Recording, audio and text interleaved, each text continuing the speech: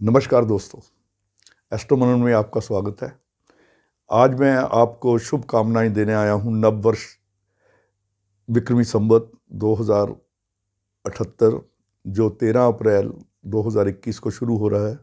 उस दिन चैत्र शुक्ल प्रतिपदा है।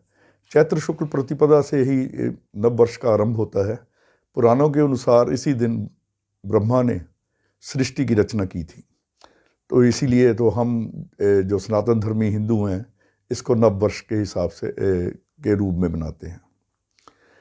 नव वर्ष का हमारे जीवन में, हमारे हिंदू नव वर्ष का बहुत ही ज़्यादा महत्व है, क्योंकि हमारे जितने भी त्यौहार हैं ये सूर्य और चंद्र की गणनाओं पे इसी पंचांग के अनुसार, नव वर्ष में जो पंचांग बनता है उसी के अनुसार होती हैं। जैसे मुख्य पर्व हमारे जन्माष्टमी है, रक्षाबंधन है, दिवाली, दशहरा, अक्षय तृतीया, बुद्ध पूर्णिमा, नानक जयंती, ये सभी चंद्र और सूर्य की गणनाओं के अनुसार होते हैं। इसलिए हिंदू पंचांग का हमारे जीवन में बहुत ही महत्व है। इसे हम विक्रमी संवत, क्योंकि विक्रमादित्य द्वारा शुरू किया गया था, ये 57 साल पहले एडी, यानी कि क्राइस्ट के जो इंग्लिश संवत शुरू होता है उससे 57 वर्ष पहले ये शुरू हो गया था। इसलिए ये अगर 2021 में 57 जोड़ें तो 2078 बनता है। तो ये 2078 विक्रमी संवत 13 अप्रैल इस वर्ष 13 अप्रैल 2021 से प्रारंभ हो रहा है। मंगलवार का दिन है। उस दिन, मंगलवार के दिन संवत शुरू जब होता है तो वर्ष जिस दिन शुरू होता है, जिस वार को शुरू होता है, वो उस वर्ष का राजा होता है। इस वर्ष का संवत का राजा मंगल है और मंत्री भी मंगल है। और मंगल के पास ही मेघेश का डिपार्टमेंट विभाग है, यानी कि जो वर्षा विभाग है ये भी मंगल के पास है।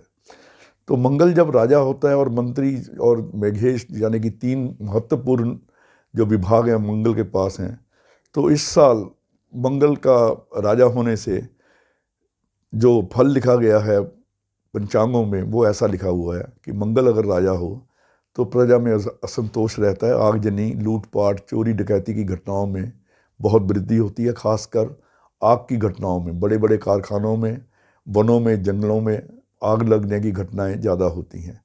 और वैसे भी जो प्राकृतिक प्रकोप हैं उनमें जो मंगल है उनको बढ़ाने में बहुत सहयोग करता है। मगर जो मंगल है राजा होने से और मंत्री होने से शासक वर्ग भी जो है वो काफ़ी सुदृढ़ पोजीशन में आ जाता है। जो जितनी भी चोरी घटनाएं, आगजनी की या प्रजा में असंतोष होगा या कोई भी उपद्रव होंगे तो राजा भी उसको बड़ी कड़ाई से दबाने में सक्षम रहता है। ये तो हुआ मंगल का फल। इसके बाद जो कृषि का डिपार्टमेंट है ये बुध के पास है। बुध, जब कृषि का विभाग बुध के पास हो तो उस साल धान धान्य की जो फसलें होती हैं वो प्रचुर मात्रा में होती हैं। व्यापार में तरक्की होगी। जो हमारी अर्थव्यवस्था काफ़ी गिर रही थी कई 1-2 सालों से, या कोरोना के कारण जो हमें लॉस हुआ था अर्थव्यवस्था का, उसमें हमें काफ़ी सुधार देखने को मिलेगा। वित्त मंत्रालय गुरु के पास है, तो फाइनेंस डिपार्टमेंट गुरु के होने से देश में आर्थिक समृद्धि भी आएगी। कंपैरेटिवली हम पिछले सालों से थोड़ी सी ज़्यादा तरक्की करेंगे और हर एक जो बेरोज़गारी की समस्या भी कुछ हद तक कम होती नज़र आएगी। जो चंद्र हैं वो सेनापति हैं। चंद्र सेनापति जब होते हैं तो जो स्त्री वर्ग है, स्त्री वर्ग की काफ़ी तरक्की होती है। इसमें स्त्री वर्ग को काफ़ी सम्मानजनक स्थिति में रहेंगे, बड़े बड़े पदों पे जाएंगी और शांति का वातावरण, जो सेनापति चंद्र होता है तो देश में शांति का वातावरण रहता है। अगर कहीं अशांति होती भी है तो राजा मंगल होने के कारण तो उस शांति को दबा पाने में सरकार सक्षम होती है। मगर फिर भी इस वर्ष हमें मंगल का मंत्री और राजा पद पे होने पे जो सीमावर्ती क्षेत्र हैं उन पे सुरक्षा का ध्यान अधिक देना पड़ेगा, क्योंकि सीमावर्ती क्षेत्र में विशेषकर पाकिस्तान, चीन और उत्तर कोरिया, इनसे हमें थोड़ा सा सावधान रहना चाहिए या इनसे जो रिश्ते हैं उनमें सुधार लाने की कोशिश करनी चाहिए ताकि कोई किसी प्रकार का वैमनस्य ना पैदा हो। और जो मोदी जी की कुंडली मैं बताता हूँ, इस साल जो जगत लगन है हमारे जो कुंडली नव वर्ष का, वो मकर लगन है। मकर लगन जब में आया और शनि उसमें लगन में स्थित है और मंगल छठे स्थान में है, तो शनि मंगल का षडाष्टक योग बन रहा है इसमें। ये भी जो मंगल शनि का षडाष्टक योग होता है, ये भी कहीं उपद्रव या कहीं छोटे मोटे युद्ध का संकेत देता है, या प्रजा में असंतोष, क्योंकि मंगल से शनि अष्टम में है। तो लाल किताब के अनुसार भी जो जब ग्रह अष्टम ग्रह को टक्कर मारता है तो वो पीड़ित होता है। तो यानी कि जब मंगल जहाँ टक्कर मार रहा है शनि को, अष्टम यानी शनि मंगल से अष्टम है, तो जनता में आक्रोश बढ़ सकता है, क्योंकि शनि जनता को रिप्रेजेंट करता है।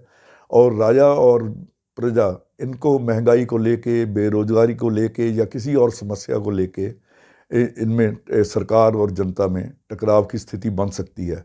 मगर इस स्थिति को जो प्रधानमंत्री मोदी हैं, क्योंकि जो जगत लगन है प्रधानमंत्री मोदी की कुंडली वृश्चिक लगन की है, उनसे तीसरे भाव में पड़ रहा है, तो मोदी अपने पराक्रम से या अपने कम्युनिकेटिव स्किल यूज़ करते हुए इस सारी विपदाओं से बड़े आराम से निकल जाएंगे। हो सकता है कि कुछ पब्लिक आक्रोश का सामना करना पड़े। उनके लिए जो समय है, मैं समझता हूँ कि ये 3 मई 2021 तक, जो जब तक उनका शुक्र का अंतर चल रहा है चंद्र में, तो उनके लिए इतना बढ़िया नहीं है। मगर उसके बाद उनकी जो दशा है अच्छी है। विशेषकर फरवरी 2022 के बाद मोदी जी का सितारा फिर वैसा ही चमकेगा जैसा कि शुरुआत में चमका था। ऐसा मेरा आंकलन है। और अब मैं लेता हूँ कि जो ग्रह स्थिति है इस साल, शनि वर्ष भर, सारा संवत भर मकर राशि में ही रहेंगे, बृहस्पति मकर राशि में रहेंगे, मगर 6 अप्रैल 2021 को मकर से ये कुंभ राशि में चले जाएंगे और वहाँ 14 सितंबर 2021 तक रहेंगे। तो ये जो स्थिति है, गुरु अतिचारी हैं, बड़ी तेज गति से चल रहे हैं, और 14 सितंबर को वापस ये मकर राशि में आ जाएंगे। उसके बाद 20 नवंबर के बाद फिर ये कुंभ राशि में प्रवेश कर जाएंगे 1 वर्ष के लिए। तो शनि का जो मकर राशि में रहते हैं सारा साल, अपनी राशि है, तो इसलिए विशेष कोई घबराने की ज़रूरत नहीं है। और वैसे भी शनि स्वस्थ हैं, जब जगत लगन में केंद्र में बैठे हैं तो शनि पूर्ण रूप से स्वस्थ हैं। तो जो शनि से प्रभावित राशियां हैं या ढैया वाले हैं, जिन पर ढैया या साढ़े सती चल रही है, तो उनको भी विशेष डरने की ज़रूरत नहीं है। बल्कि जिन पे ये ढैया चल रही है, तुला और मिथुन राशि वालों के लिए, उनको 6 अप्रैल 2021 से 14 सितंबर 2021 तक काफ़ी राहत मिलेगी। उनके रुके हुए काम बनेंगे और उनको कोई भी घर में नई जो खुशियां हैं वो मिल सकती हैं। चाहे उनको नौकरी नहीं मिले, चाहे शादी के घर में हो, चाहे घर में किसी नए सदस्य का यानी किसी नए बच्चे का आगमन हो। तो शेष राशियों के लिए भी ये शुभ रहेगा।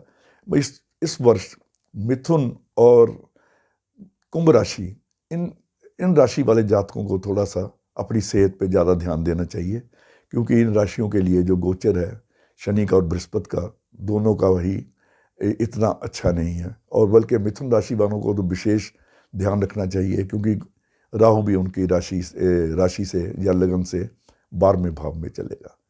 मगर कुल मिलाकर जो मेरा आंकलन है कि ये वर्ष अच्छा रहेगा। हम संघर्षमय स्थिति में तो जरूर रहेंगे, और कुछ असामाजिक तत्व प्रजा को तंग करेंगे। इस जो वर्ष का संवत का नाम राक्षस है। राक्षस संवत होने से, तो जो पुराण में लिखा हुआ है कि राक्षस संवत जब होता है तो प्रजा का व्यवहार अनैतिक हो जाता है। जो तमस प्रवृत्ति के लोग होते हैं, यानी कि जो चोरी चकारी या लूटपाट में जो व्यस्त होते हैं लोग, या जिनका ये धंधा होता है, वो आम जनता को बहुत परेशान करते हैं। तो राक्षस संवत होने से राक्षसी प्रवृत्ति का लोगों में ज़्यादा प्रभाव हो जाता है, और स्वार्थवश लोग, कई जो अच्छे लोग भी हैं वो भी स्वार्थी बन जाते हैं।